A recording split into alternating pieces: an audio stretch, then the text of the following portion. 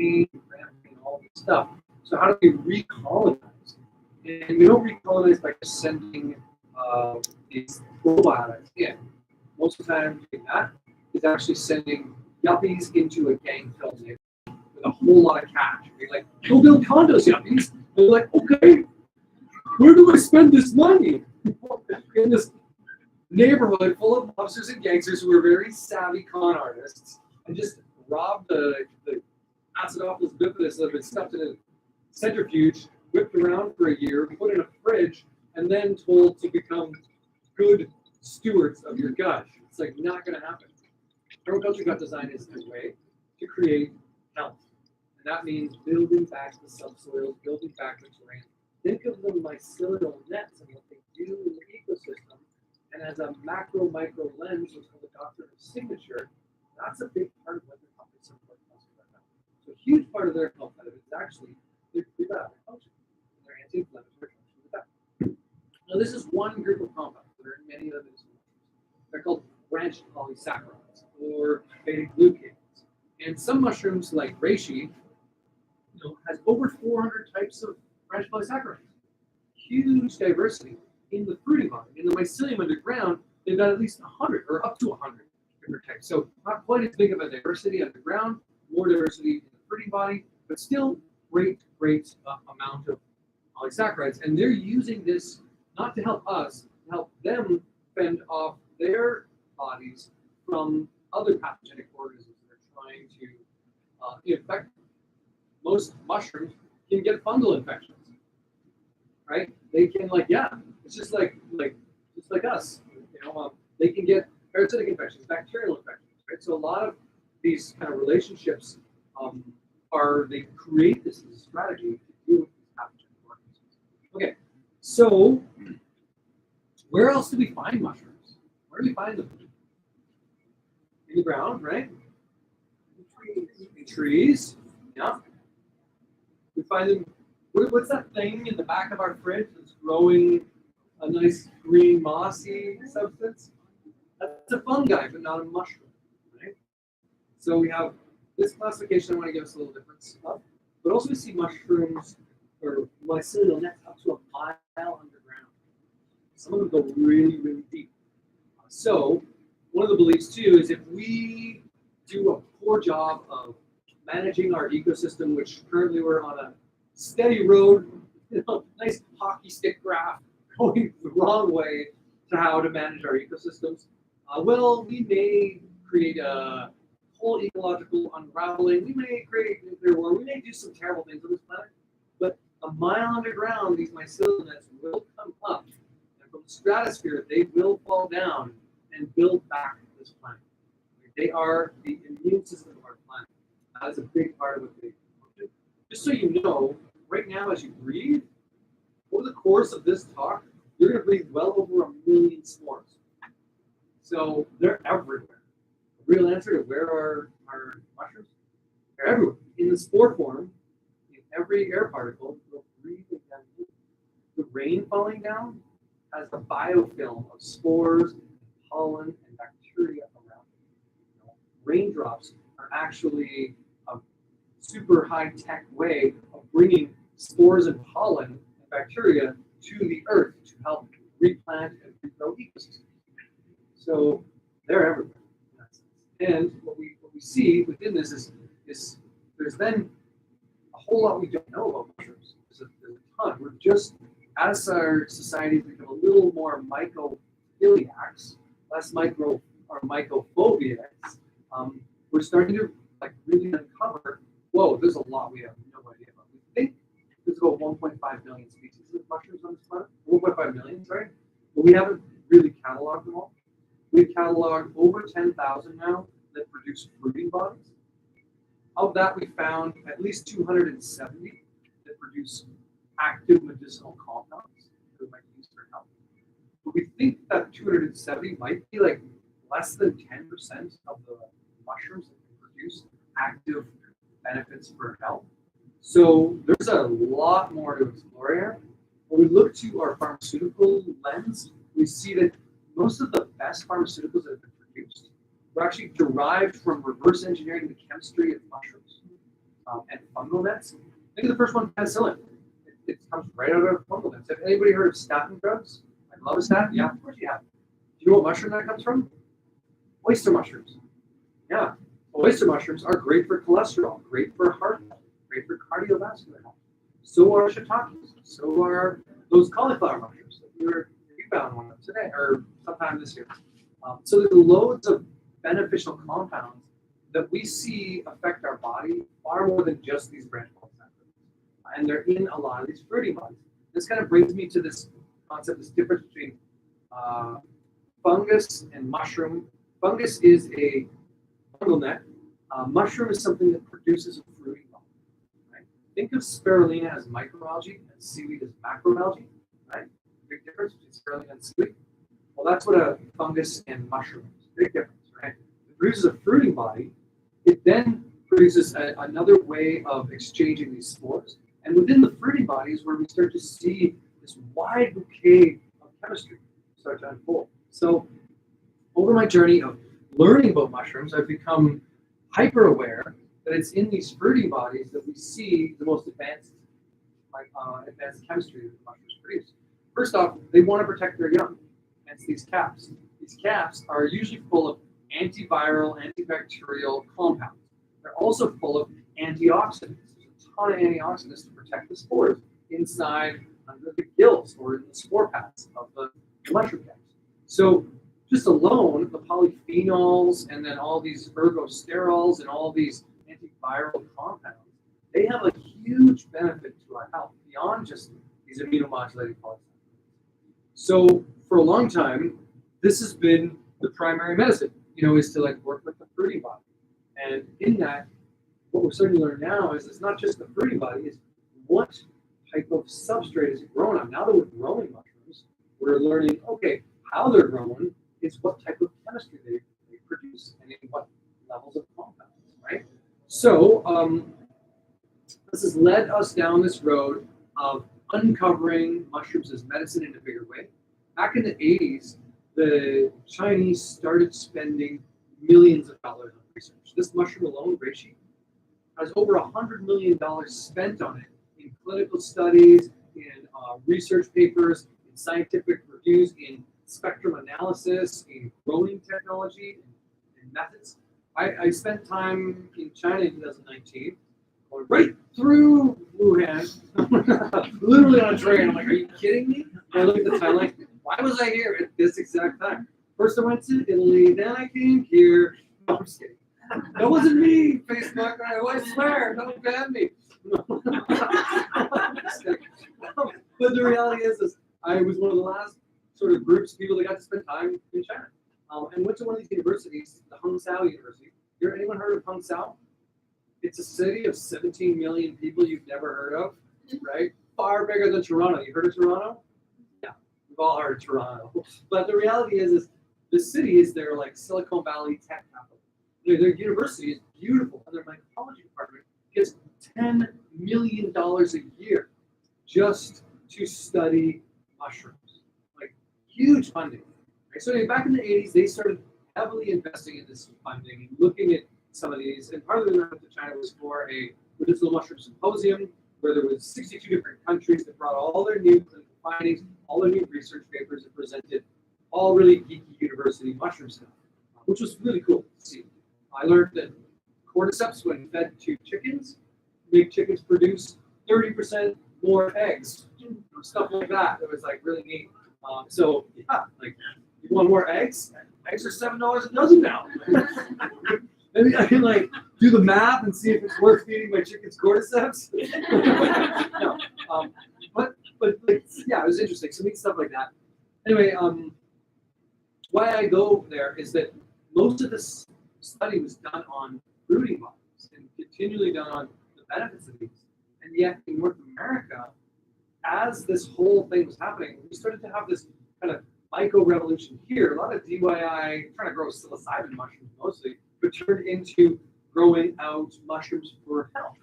And somehow, in some way, the North American kind of got it a little, not wrong, but we started growing mycelium for health instead of fruiting bodies for health. And so they contain lots of branched polysaccharides, and we see that there's lots in the mycelium, but it's the fruiting bodies that contain all these ergosterols and all these polyphenols and all these triterpene groups. And in the case of some of the ones like cordyceps, the cordycepine and adenosine. In the case of the lion's mane, the pericinones, and all these other interesting diterpenes that we find in these mushrooms.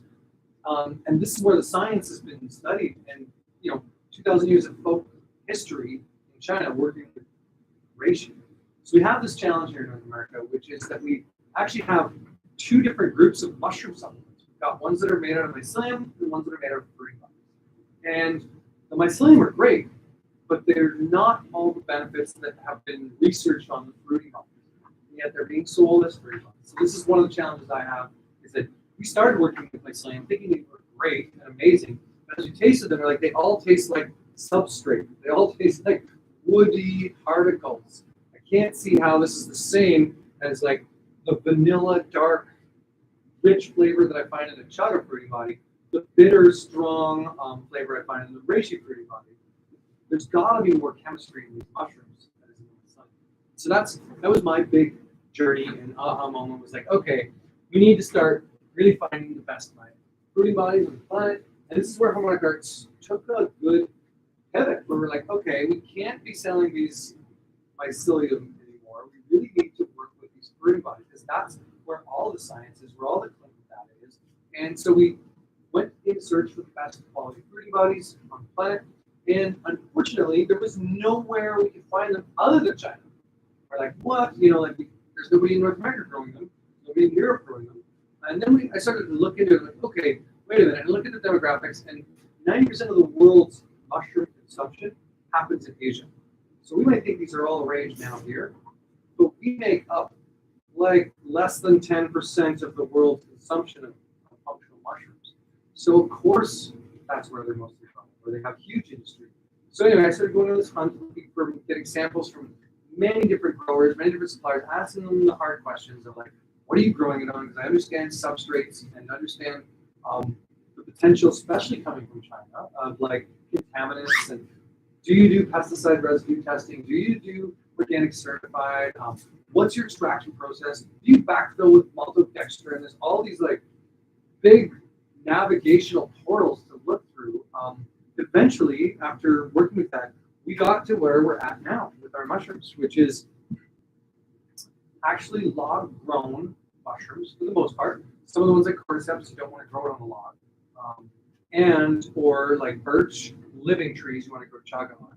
But mostly log-grown mushrooms that are organic certified in remote rural regions that are then produced and extracted in the best way possible to be able to concentrate their bioactive compounds and make sure that there was no fillers in them, as well as get lots of heavy metal testing and radioactive isotope testing and the pesticide residue tests. Got that all done in China, and then did it again here in America. So our mushrooms are produced in China now that we work with, but we've gone through this massive rigmarole. After all that, we then flew to China, went to all the farms, checked out the soil, felt the mushrooms, looked at the logs that they're growing them on underground, learned how they were treated, put it all together with a video crew. So if you're curious about any of the mushrooms that we sell, know that you can watch many of our YouTube videos on the extraction process. My PowerPoint here that's not here has a bunch of that stuff on it to share with you. But just know that that's one of the differences that Harmonic Arts has done, is we've really gone through this process of trying to navigate and find the world's best quality fruiting bodies to actually work with as a functional medicine for mushrooms. Now, I want to talk to you about the benefits of mushrooms as well.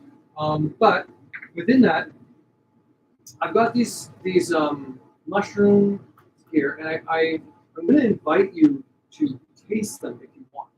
Now, you can pass them up. You don't have to. But how we're going to do that as we go through this is I'm going to send around this.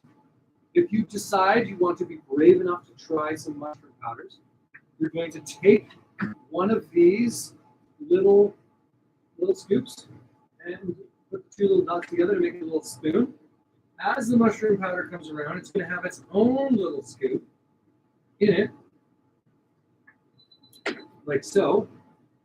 And you're going to do this very beautiful, not quite French kiss, and take a little bit from that scoop, transfer to your scoop, and give it a try.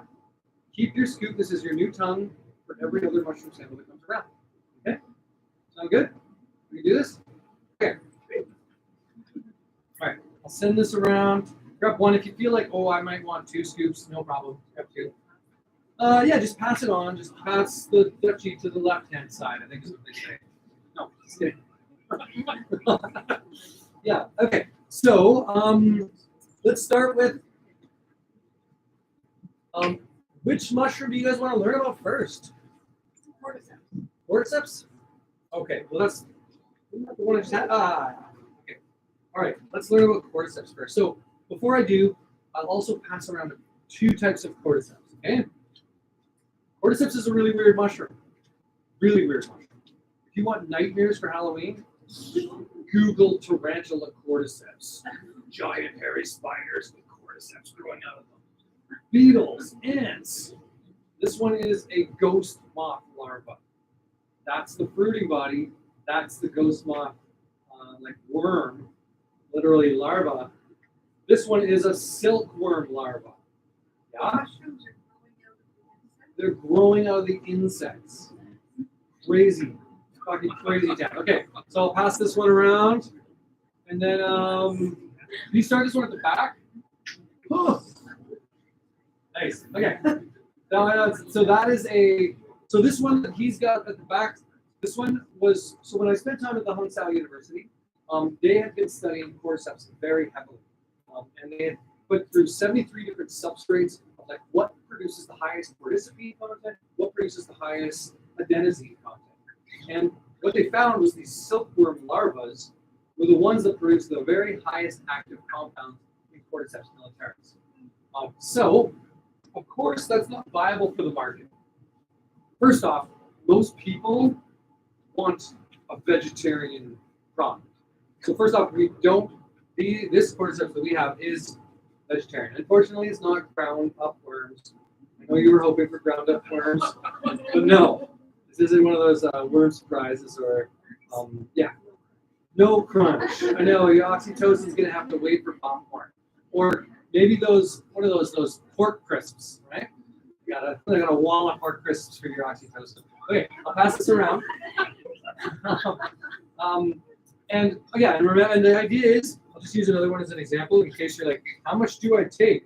Well, this is the crazy weird herbalist that lives in the forest. I don't know if I trust him yet. Take a little bit. You know, don't just be like, oh, he said it's good for me. I better take a giant. You can take as much as you want. I don't care. But I'm just saying, as a crime against wisdom, something you've never tried before, you may want to start small. You know, just from your own intelligence, like, before I commit to a massive. And then once you try it, you're like, okay, I can handle that. Yep. Time to take a big load. No. But I've seen people do it before. They're like, oh, wow, I can eat this, and then they just like. So quarter, okay. Like a cinnamon challenge at a certain point? Yeah. Like, whoa. Okay, so cordyceps. What a cool mushroom this one is indeed. I think this mushroom has a lot of potential. One of the things I learned at this conference that I thought was super cool was that now we have all this great new tech, and we can look at it from spectrum analysis. We can look at the DNA of things. And we're starting to reclassify different organisms based on their genetics, not based on how they look similar. So botany is getting all messed up because of all this genetic testing now. We're like, oh no, that plant actually belongs in this family, even though it doesn't look anything like that, now that we've genetically tested it. When I started genetically looking at cordyceps, one thing that really blew them away was this isn't a single organism. This is like a whole community of genetics is on this, or on that takes over. It's like this little village of tons of different gremlins come in and eat up this caterpillar or this worm or ant. And so they're learning that these genetics are so diverse. Now we can tease the substrates to be able to make the cordyceps produce different types of chemistry. And this was super cool. This is like, I'll say level 7 in the mycoverse. But the concept, this is another one of these theories, is that potentially down the road, we'll be able to actually take human stool samples mix it into the cordyceps substrate, and create a cordyceps that is feeding off of what our health imbalances are and creating host metabolites to deal with our specific issues. So this concept is maybe cordyceps could be one of those little petri dishes that you could send away and get back a medicine that is specific to your needs. This is what this guy was proposing based on looking at the way they check out genetics. And that has nothing to do with how we use cordyceps now. But I just thought it was super cool, so I'm sharing it with you. This mushroom became really, really, really, really famous back in the 80s when the Chinese swim team broke all these world records. And like these tiny little Chinese swimmers have nothing on the length and the girth of some of these long Swedish ladies and long African ladies, and yet they just dominate. Like, how is this possible? They must be on drugs. Like, no, they've been consuming high volumes of cordyceps. And cordyceps has the capacity to open up the bronchioles and get better oxygen into the blood. So increase oxygen blood oxygen uptake, meaning you get less lactic acid buildup. 2 minutes? Where's my clock? We have till 8:30, I thought?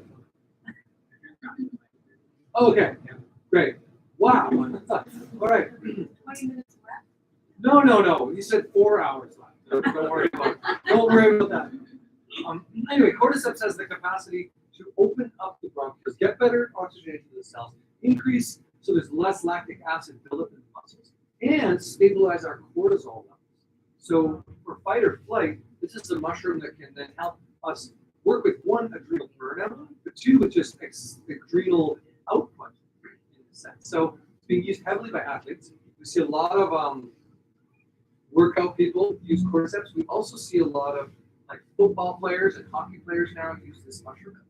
It's one of its best claim to fame, though, is it's really good for asthma and altitude sickness and these types of bronchial things, as well as adrenal burnout. So the other thing about it is because it increases oxygen blood, or blood oxygen levels, it's also a bit of an aphrodisiac. So it increases blood flow everywhere. So be careful, with too much cordyceps. So maybe that's not a bad thing. I don't know.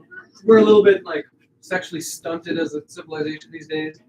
So, anyway, I put it into my very famous pharmaceutical, my Dixidril formula. No, just kidding. Wow. Just kidding. Okay. So that's a bit about cordyceps. I guess I'm finding that I have less than I thought. So let's keep moving. What's the next mushroom? Should we do lion's mane, turkey tail, reishi? Lion's mane? Yep. Okay. Well, you're getting all the tasty ones first, just so you know. So this one, and I'll pass this around from the front. And I guess I'll pass this one around. Maybe we'll go backwards this way. Or back, you'll get it after. Yep, go that way So lion's mane is a really interesting mushroom. This one's taken the world by storm. This is the #1 selling mushroom now.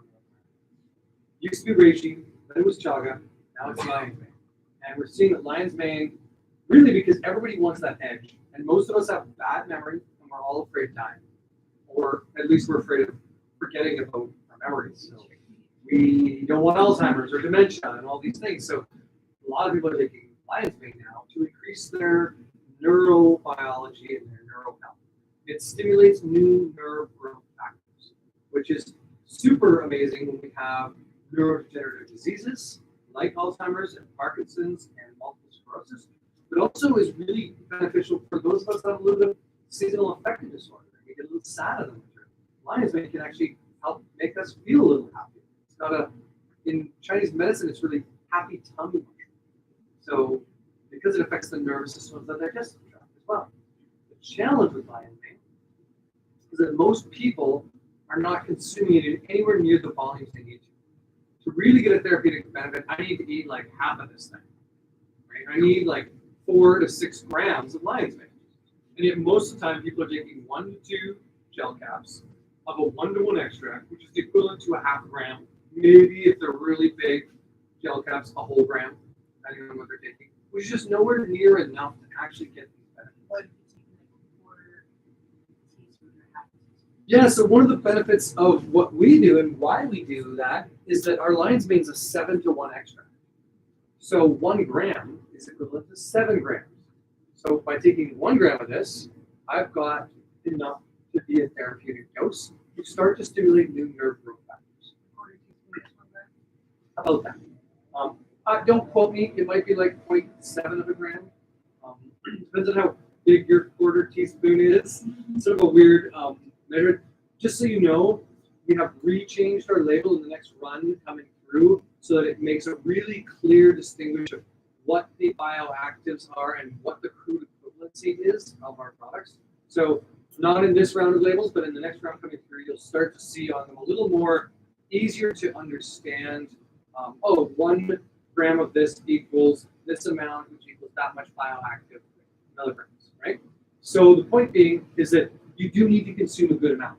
And I had a friend, we do this herb conference every second year actually, called Vancouver Island Herb Conference. Highly recommend you check it out. And just as a quick plug, can't make it there, we started one called the Canadian Herb Conference, me and some fellow herbalists, and that's online. That's happening in a week and a half from now. And that's an online event. It's called Canadian Herb Conference at herbconference.com. I don't know how I got the website herbconference.com. Obviously, not enough herb conferences out there. I got that website.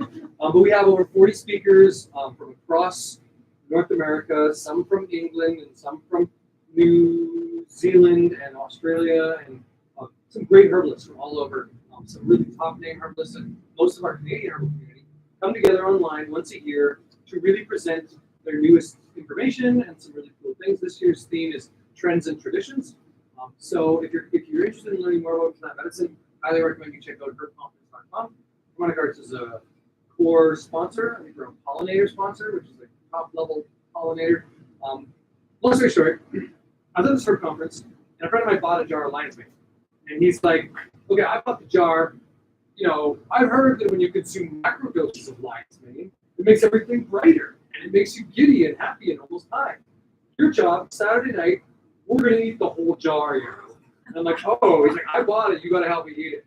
And so, yeah, sure enough, we ate the whole jar of lion's mane. 2-3 people, not 2, but it was a lot of fun. It was like, I was high. I was like, wow, I didn't even do anything crazy other than lion's mane. Didn't even drink alcohol or nothing. It was very sober other than the lion's mane. It was like bright eyes. I'm not recommending you do a whole jar, but I am saying that macro doses do create a really happy feeling and brighten the colors. I've seen, so not only, it's quite tasty, you can definitely do a teaspoon. The people who have seen that have neurodegenerative stuff and get really good benefits are taking usually 2 grams or so at least of our powder. So we had one lady in a class I was at in Edmonton. She said the dentist killed the nerve of her tooth. And they're like, I'm sorry, this never happens. It's like the second time in my career. I'm just so sorry, I don't know what happened.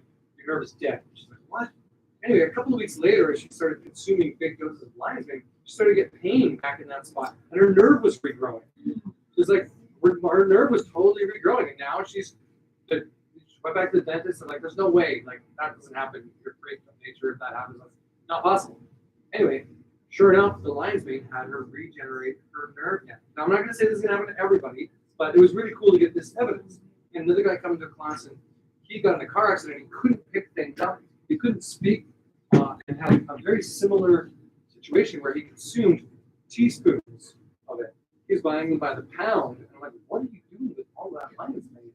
And sure enough, he's like, I came to your class just to tell you that I can speak again. I couldn't speak a year ago. I couldn't even hold things. And it had a lot to do with macrodosing lion's mane. So this kind of evidence is coming out more and more and more and more. Lion's mane's made its way into Forbes magazine and all these kind of bohemian, boho chic kind of culture. A macrodose would be like of a powdered extract like this, 2 to 3 grams.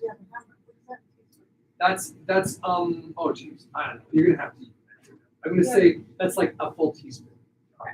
Yeah, would be a good maybe not even a full, maybe a flattened teaspoon. Because it's a 7-to-1 extract, it makes that really easy to work with in our product. It's much harder to work with in a 1-to-1 capsule. So many of the products that are lion's mane, you need to be consuming literally a good like 7 to 12 capsules to start to have any kind of benefit. So hence why I'm a big fan of the powders. It tastes good. You can put them in anything. Okay.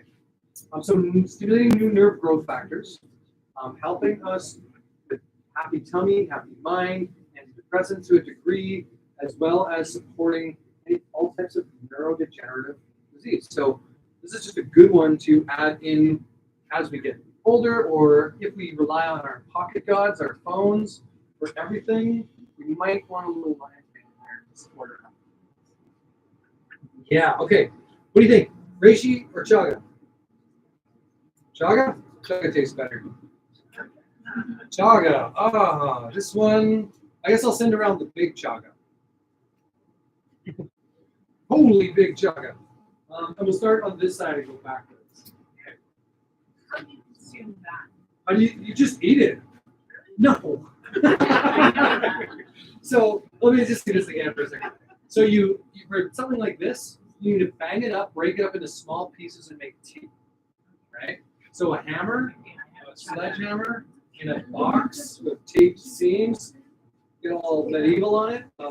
That's how. So this is another sort of chunk. What I would do is try to break it into chunks, like maybe like this big, right? Little bits, and make tea with that. You can rebrew this tea 4 to 5 times. So it's not like coffee. You don't throw the grounds out.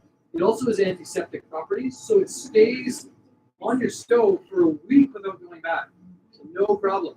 Many of these and the polypores, polypores were commonly used in many of the First Nation traditions as a soup broth base, as an antiseptic, almost a refrigerant to keep their meat from going bad, to keep things from going bad. These mushrooms are added into the bone broths, added into the soup. That's another way you can use a lot of these polypores is in your soup broths, in your bone broths, in your veggie broths. Anyway, chaga has some vanillic acids in it, beautiful flavor, wonderful tasting mushroom tea. It's the base. It's what I'm drinking tonight. It's, I think, the base that we've got over there. We got our chagatika. And this mushroom has over 200 different phytonutrients in it.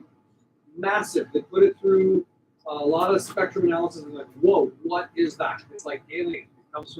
It's got things like germanium in it, which are very rare elements. It's got all kinds of healing compounds. There's benzoylic acids. It concentrates in the outer bark from the birch tree.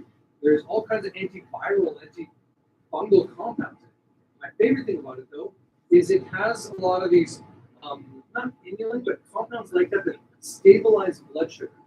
So here's a great mushroom tea to drink during intermittent fasting. I find this to be a great thing. And just as part of that permaculture gut design that I was sort of mentioning earlier, it's giving your digestive system a break is a huge part of success in health. Eating all the time, having a digestive system working all the time is not good for you. It's not ideal. It's robbing you of nutrients or energy to continually churn. So intermittent fasting of some form is a really beneficial way to live. And so having things that might stabilize blood sugars while you're going between meals is great. I usually recommend 2 meals a day and 1 elixir. That's how I usually suggest for most folks. Anyway, and that might be a chaga based. So, stabilizing blood sugar has some antiviral compounds like I mentioned. But the biggest one about it is it's super antioxidant. It's got loads of polyphenols and loads of antioxidants. It works as a strategy to protect birch trees. Birch is a short-lived tree, lives like 50 years and then dies. It's a nitrogen fixer that creates forests in order for conifers to grow up, and it's sort of part of the scale. But when it's got chaga on it, chaga works as an antioxidant for the birch tree. It keeps the birch living far longer. So it actually is a survival strategy for the chaga to increase the longevity of the birch, to enhance that. So some of the chemistry we're looking at for chaga is potentially the capacity to increase longevity, and they've also isolated compounds that have been able to support lengthening the telomeres in our genetics, so that we can actually extend the rate in which we reproduce our cells more healthy. Did you take a big chunk? It's like, bomb. I warned you. Chugga's not so bad though. So what you're having is a chugga sample. This, you'll notice the powders cake to the roof of your mouth, right? And then they dissolve perfectly. There's no fibers in there. They're instant tea. Think of them as juice powders, but like juice powder of a tincture, right? So you're getting the active compounds that are alcohol soluble, active compounds that are water soluble, put into a powder form. So that's not just ground up mushroom. That is a really bioavailable, in case of chaga, 10 to 1 extra. So yeah. Anyway, you're getting. You're like, I don't know if I can drive after all this mushrooms. No, I'm just kidding. But yeah, so the concept is chaga is super antioxidant. It stabilizes our blood sugar. It has a lot. We put on the whole ORAC scale. It's like the highest antioxidant capacity we've really found. Is this little mushroom here. It may enhance our longevity. It has some cardiovascular supporting properties. And the terpene groups in it are slightly antiviral as well. So just an overall awesome substance to make as a base. I think it tastes really good with the vanillic acids in it too. It's got a little almost umami, not quite chocolatey coffee, but there's a little hint of that alongside of a bit of vanilla. So tasty base for tea. Or if you're doing things like a mushroom elixir, making a chaga tea first, and then putting in the elixir and adding a little bit of this grass-fed coconut, ghee, or whatever fat you like, and blend it all up with a little blending wand or a Vitamix. Amazing. What a great way to do that for chaga. Okay, let's talk about reishi. Yeah? You guys ready for the one that doesn't taste good? Yeah, sure. It tastes awesome. It tastes like medicine. No, reishi's got some bitter compounds in it, right? So it is got a lot of terpenes in it. And I am a big fan of reishi. I'll give you proof. I have a 22-year-old daughter. Her name is Reishi. 22 years now, and it blows me away.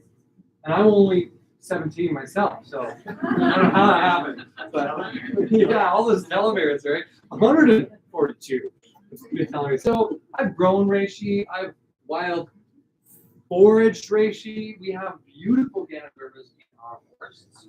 And I literally challenged myself this year at the Vancouver Island Herb Conference to do an hour-and-a-half class just on Ganoderma, so reishi. So I can tell you lots of stories, lots of great fables. This one has some awesome names. My favorite name so far for reishi is spiritual vegetable meat. It's like, yeah, spiritual vegetable meat. That's exactly what reishi is. Spiritual vegetable meat. You know, transcending the omnivore's dilemma. Spiritual vegetable meat. Anyway, so I'll pass around a couple of reishis. This is our Ganoderma organense. This is our Ganoderma applanatum. These are the two you're going to see in your ecosystem here. Okay, so I'll pass those around first. Ganoderma applanatum, Ganoderma organense.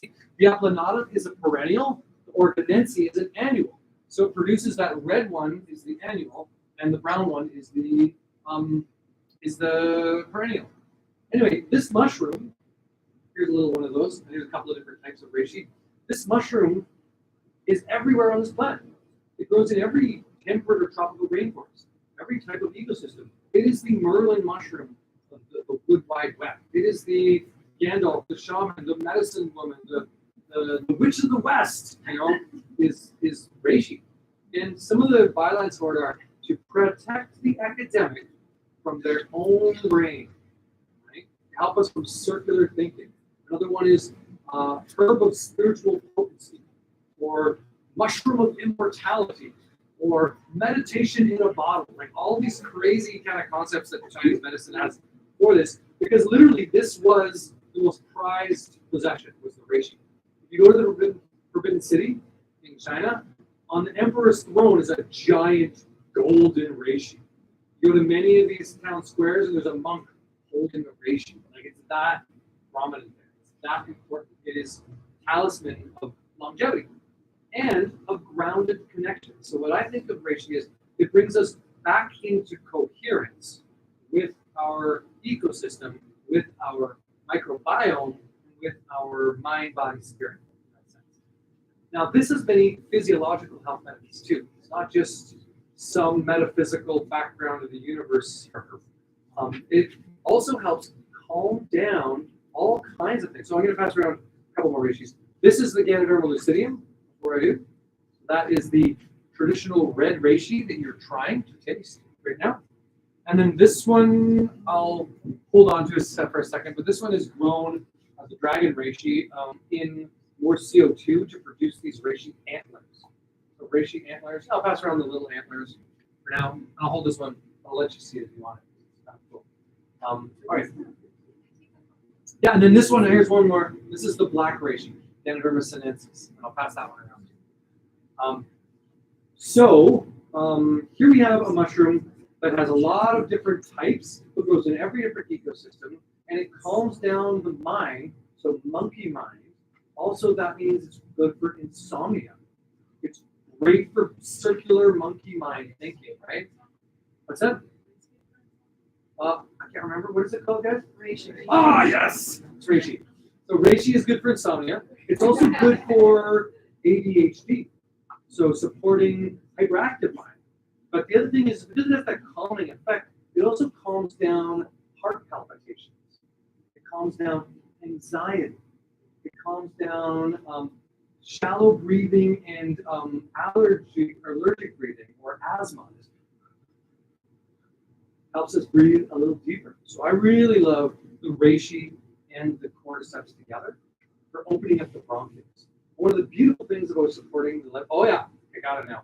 One of the beautiful things about supporting life is, or supporting the bronchioles, is it's one of the fastest ways we can have a physiological effect on our body. It's just deep breathing, right? And so these two together work really well that way. But reishi also doesn't stop there. There's a lot of these anti-inflammatory qualities that support our microbiome. And all of these conchs have those. The turkey tail, the chaga is not a true conch, but it has a lot of those anti-inflammatory compounds, and reishi does. So great for that permaculture gut design that I was talking about. But we also see the reishi and turkey tail, and we'll talk about turkey tail next. Oh, I don't think, wait, I do have a turkey tail. Oh, I don't know. Turkey tail and reishi both have some antiviral compounds that work with the liver. So they're great for liver detoxification.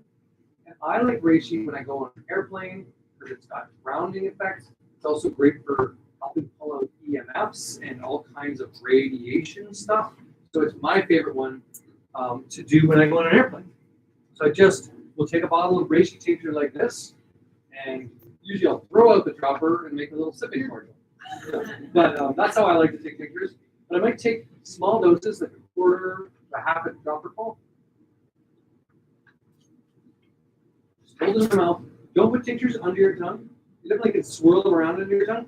Hold it in your mouth for a minute and just tune into the reishi. So love that one. You're all welcome to come and try the tinctures as we once we're done here. Try any of the tinctures you want. But anyway, that one is one I take on an airplane, or when I have any anxiety, or when I'm going to do a public talk like this, I dose a good dose of reishi. But I find that it's probably my favorite medicine because it does work with my fast kinetic brain waves. Helps me also in something called like breaking beta wave. Have you heard this concept of beta wave? So we spend most of our time in beta wave consciousness, which is your to-do list, the things you're going to do, what's happened before, what's happening in the future. We spend a lot of time from a hertz level in this beta wave state. And the only way to the beta wave is useful, but it's like your everyday thinking. If you can break beta, get into alpha waves, that's a slower wave, you get into more lucid dreaming states. And that's when the muse comes. That's when your imaginal realm picks up. That's when aha moments, downloads happen. So breaking beta wave is a biohack for creating much more success in our creative endeavors. It's how we get into flow state. So we can also break beta wave on the other end, which is to get a higher ramping up. That's where cordyceps or some workouts might happen, or sports might happen. We get into gamma states. And that's where a lot of that flow state happens, where time just evaporates. You don't know what happened, but something brilliant was created in that space. So if you learn one thing tonight, hopefully it's maybe just breaking beta wave. Look into beta wave consciousness. Most of us spend all our mode in doer mode. Doer, must do more, must do more. Time to do again, do. I'm here to do. You do with me, let's do. You know, no, there's so much more to life than that. So, yeah, reishi is one that can enhance our capacity to break beta wave, just to calm us down, bring us back into our bodies, and really tune in. Now, unfortunately, with many of these mushrooms, it does require regular ritual. You're not just going to have one drop and like, wow, that's amazing, I'm healed. Wow. You may want to start working with reishi daily for a month, and then really start to see much more of these improvements over that time. And often what I found is people start to get a little more connected, a little less distracted, a little more tuned in, and all of a sudden things start to change in their lives. So this is part of reishi. Love it. I'm going to pass this one around. Yep. Are all the considered medicinal? All of them are considered medicinal. They don't all have the same bioactives. Ganoderma lucidium, the red reishi, which is this one, is the one that's been most heavily studied. And it's definitely got 120 different types of ganodermic acids and terpene groups. So that's where a lot of these compounds are found, and they're in the fruity body, right? That's where those are. The branch polysaccharide components of it, there's over 400 types in that one. Whereas from what I read in some initial findings, the Ganoderma aplanatum, that brown reishi, has somewhere around 36 different terpene groups. And I don't know how many branch polysaccharides it has in it, but it's definitely a different mix and matrix. I will say that this one, being how hard it is for an annual, this mushroom grows, it's pretty powerful. So I think Ganoderma lucidium is the most potent one. The one on the island speaking for Organense, yeah. that one. It's considered quite medicinal. Okay. It's just not been heavily studied. Okay. And when I look at the Organense, it's much less dense. And so I feel as though maybe it's a little lower into those compounds, but when I make it into tea, I can taste the terpene group. So my own organoleptic testing tells me that, yeah, there's a lot of good medicine there. So I would totally use this as an analog, but just like, it's hard when like, you know, millions of dollars have been studied on this one and no money's been spent studying on this one to really like call them the same, right? In that sense, and it doesn't mean that there's not even more profound compounds in Organense. My biggest belief is actually mushrooms tune us into our environment, and if we can harvest them or work with them in our environment, then yeah, what a great way. Even if we just walk through a reishi forest, which is most forests, you'll any intact like 200-year-old forest or 100-year-old forest is going to have reishi growing at some point. So those ecosystems calm us down. Those ecosystems make us more in our body. Those ecosystems help us break beta. Right? That's a big part of forest beta. Is that concept? Okay. Due to the fact that I only have like a couple hours left, I'm going to move on to turkey tail. Yeah. All right, turkey tail. I'll pass around the jar, and then I'll pass around the big one. Just know that I've had some bugs eating my turkey tail, so don't mind if it falls apart in your lap. Maybe you get to take some of my turkey tail. I'm home with you. I'm just kidding. Great, thanks, Yarrow. No, so turkey tail is a really cool mushroom. I call this hiker's mushroom. I'll pass around these two little ones too. They're kind of cute.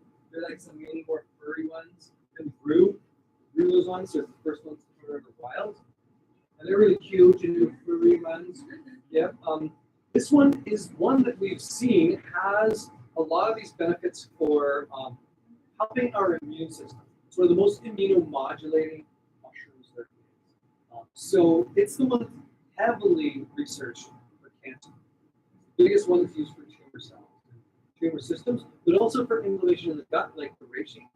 And this is the second most heavily studied mushroom plant. Reishi being first, turkey tail being the second. It's got a compound in it called PSK and one called PSP. And this is polysaccharide pectin and polysaccharide crestin. These are polysaccharides, those branch polysaccharides in here that have been used now as pharmaceuticals for working with patients going along chemotherapy in Japan. This is a part of their pharmacopoeia. They give it to every cancer patient now, and they've shown up to 400 times better recovery rate with using these compounds in turkey tail. So now you Google this mushroom, and there's a ton of anecdotal evidence, lots of scientific research. You can even, like, I'd also recommend, if any of this stuff was like, wow, okay, I want to learn more, go to places like academia or PubMed or even type in scholar into Google, and then it'll pull up a search engine called Google Scholar. Then you can type in turkey tail research, and boom, you'll get articles, not a whole bunch of advertisements in Google Scholar, and you can see some of the research being done on turkey tail. It's massive how much has been done on this mushroom in that regard. Other things that I like about turkey tail too, though, is because it has these antiviral qualities, and it really works in helping liver detoxification. This is one of the hardest working mushrooms in the forest. It breaks down all this wood. It helps to rebalance the forest floor. It does the same thing with our liver. It helps to rebalance our liver. So I think this is a great mushroom for people with liver issues, people with excessive need for detoxification, and people with maybe over-exacerbated hormonal load. So sometimes for women with bad PMS, turkey tail might be a supportive herb. Now, I would also suggest there's lots of other liver and female tonics you might want to work with, but for somebody who's working with heavy metals, maybe they're a welder, turkey tail might be a great medicine to help detoxify a lot of that stuff out of the body. Right? So it's a good herb or a good mushroom. It's the easiest one for you to find in your forests. So as it comes around, have a look at that. You may have seen this before out there. The biggest things to know is that it needs to have a white tube. This is a little off-white now that it's dried, but underbelly and that kind of fuzzy top. And it looks like Oriolis versicolor, so it is. Okay, so we talked about the top 5 mushrooms. We talked about mushrooms coming from space. We talked about stoned apes. We talked about a few different things. I want to invite that maybe some of what I said you have questions about, or maybe you want to know other things. So thanks for hearing me about mushrooms. Before we get our your questions, know that Health Essentials has been so awesome to put all our mushroom products on sale. So if you're interested in working with mushrooms, totally support these guys as they've supported you in learning this stuff. And I'd love to just kind of help grow forward my passion for mushrooms by answering some of the questions